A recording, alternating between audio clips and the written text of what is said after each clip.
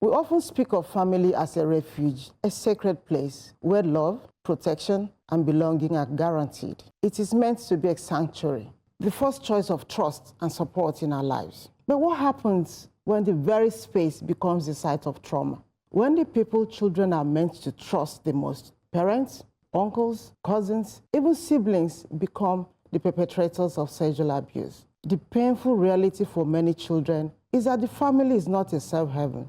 It is a trap, a place where silence hides pain, where abuse is excused in the name of culture or loyalty, or where victims are told to endure rather than escape. In 2024, 600 cases of child sexual abuse were reported at the Mirabel Center. The youngest client, a 3-month-old baby, abused by her father. In its 2024 report, the Domestic and Sexual Violence Agency of Lagos State reported 281 cases of defilement, attempted sexual assault, and child molestation. This is just a tip of the iceberg, as many cases are not reported, not because the abuse did not happen, but because families choose to hide it. Don't disgrace the family name. Words like this silence the children, leaving them to suffer in shame, confusion, and betrayal. But silence does not protect the child. Silence protects the abuser. Speaking out helps to hold the perpetrators accountable and the survivors to seek justice. Speaking out enables the survivor to get professional help to deal with the trauma of sexual abuse. Speaking out provides the evidence needed to create awareness, change laws, and provide support services to the survivor and the family. Speaking out may save the life of that child. Speak out, because every child deserves a safe haven. Topics like this are very touching to me, because it's one thing where it kind of ties into my advocacy, where most of the decisions that you make are not yours. You're brought into a family where the father is probably has mental issues, right? Because any father in their right mind will want to sleep or have sexual intercourse with a 3-month-old. You are crazy. You're not crazy. There's something beyond crazy. That's what you are. Right? You're not normal. So first question is, how would that child even know and understand if what is being done is good or bad? Their brain has not even been shaped enough to understand the difference. Yeah. Who are they going to tell? Like, tell what? Exactly.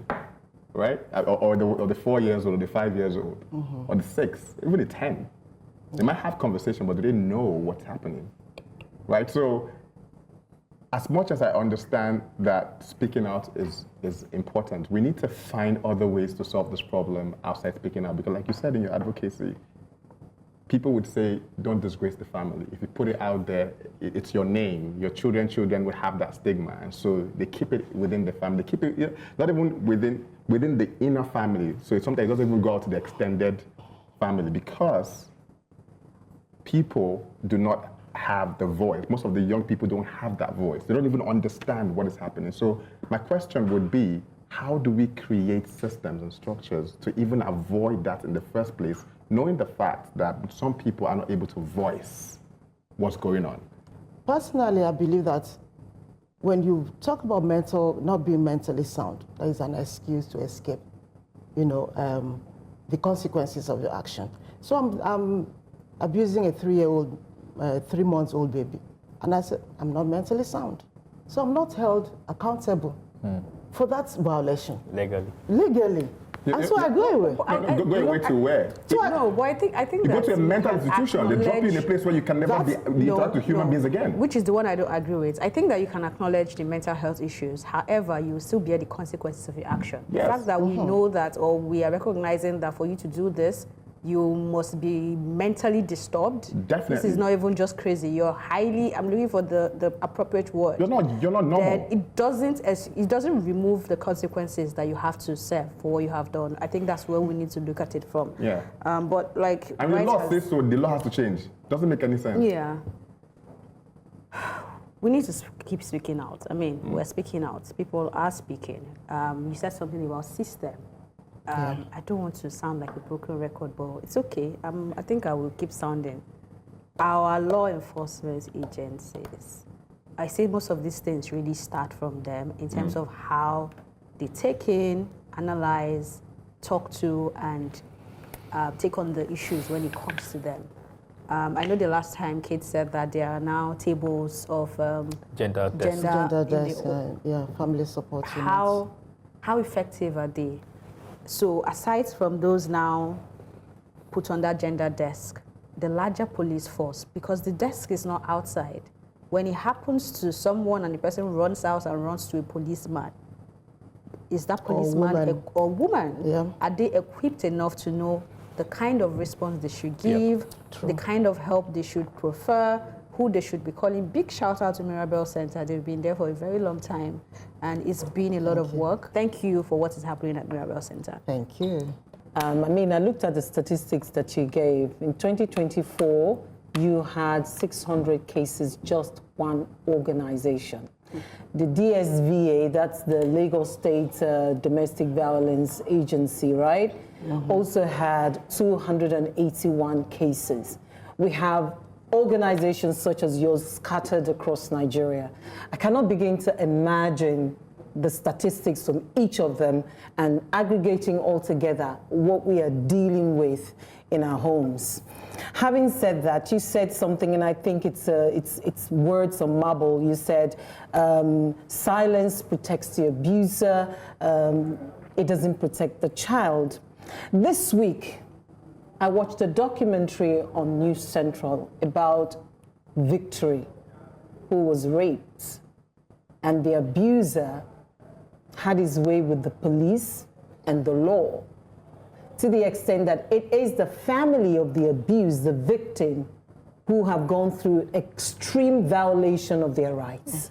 I sat at home watching, stupefied, the extent of human rights abuse on the family of Victory, the young teenage girl who was abused.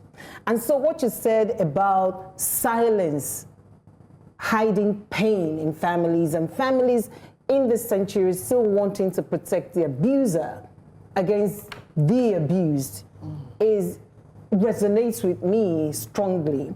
And I just want to appeal to all of us at home. Is your home a safe haven? Thank you. How are you contributing to the trauma that Lapo child of yours will go through life? Think about it, and let's stop being silent about these abusers. Every time we bring this topic to the table, because it's important, the fact that we should have a society where the vulnerable are protected, especially from abuse. And we should have a society where we can speak out publicly against these things. And what we're doing, it's part of that whole speaking out experience. Last week, we found out that when we did a survey of how many people have heard about the VAP Act, we found out that the majority of Nigerians don't even know of the existence of the VAP Act. They're not even aware of it. Not to mention about what kind of service or support that they can get. And we talked about awareness. There needs to be a lot of awareness, okay? At the national level, at the subnational, especially at the subnational level. The local government level, the community level, the church level, the mosque level, everywhere. People need to know that there are SAC centers available for them. I had a personal experience with a friend's wife who was abused. That was my first time of actually knowing that there are centers where an abused woman can go to and get protection. I didn't know. I mean, my wife is in the whole gender thing, so she was the one that managed it. And it was eye-opening for me that if women know that there are places for them, shelters, safe havens for them that they can go to, would it encourage them to speak out? Yes. But the reality is that they don't know. And the closest safe haven they can go to is their families. And if the family says, let's keep it on the low, let's keep it wrapped, you can't disgrace this family. They won't do anything. Every child deserves a safe haven. As adults, we know the value of this in shaping the people we are today.